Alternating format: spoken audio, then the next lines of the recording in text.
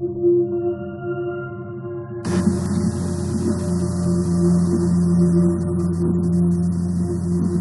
had run across this image from the lunar surface.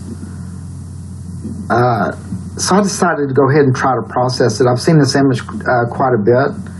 And so the way I usually process my images is I'll take different resources from different areas and match them and try to process each one. And then you'll eventually find out which one has the less corruption or the less alterations done to it to hide the artifacts from the public. And I'm taking you through part of the process right here. I'm trying to restore the picture best I can. You're going to notice when we get closer, there's a metal plate here, and the main supports are right here, here, here, and it goes all the way around. Okay, you can see the structure a lot better. Now I can see the supports a little bit clearer, all the way around. The metal plate, and there's two nodules here. Let's clean this picture up a little bit better, and I'll show it to you. Okay, here's the main frame I was talking about earlier, and now you can see it a lot clearer here and here.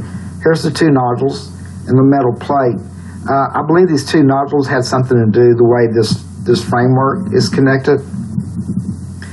And also, after the main framework was connected, they would put a frame on top of that with slots in it, and that's where they would put the glass. They would slide them into those slots. Now these glass blocks were about a mile long and a mile wide and about 100 feet thick. And that's what they used to cover the dome with and to seal it to create an artificial atmosphere.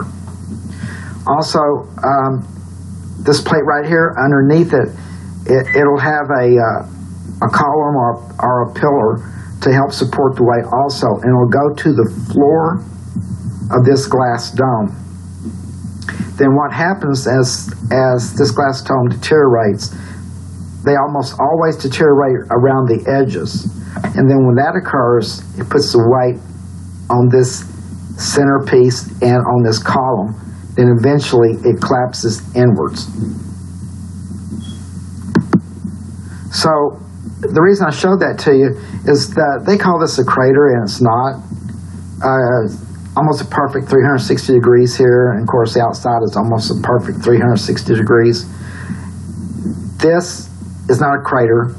This used to be a glass dome that has deteriorated and returned to the basic elements.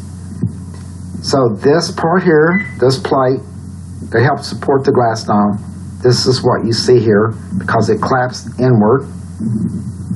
And of course the edge of the glass dome is right here.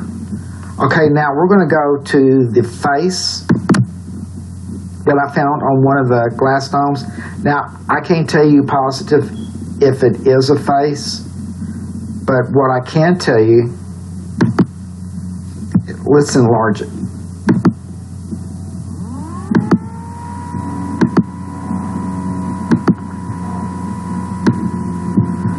I can tell you that on this glass dome, you're going to notice in a minute, the eyes are equally spaced apart, the nose is center, the mouth is center, the face is very proportionate. It appears to be anatomically correct. So we're going to enlarge this one here. And you can see it a little bit better. Okay, here's a clear picture of it. Now you can see the eyes, the nose, the mouth. And then this is the best picture I have for it. And we're going to reduce it down because this one here pixelates. And now you can see it a lot clearer. I don't know if it is or not. You'll have to decide on this one. But this, if it is, this wouldn't be uncommon because the Annunaki would mark their territory according to their family bloodline. And because they were constantly traveling between planets in our solar system, this is something that you could only see from orbit, and it was done for that reason.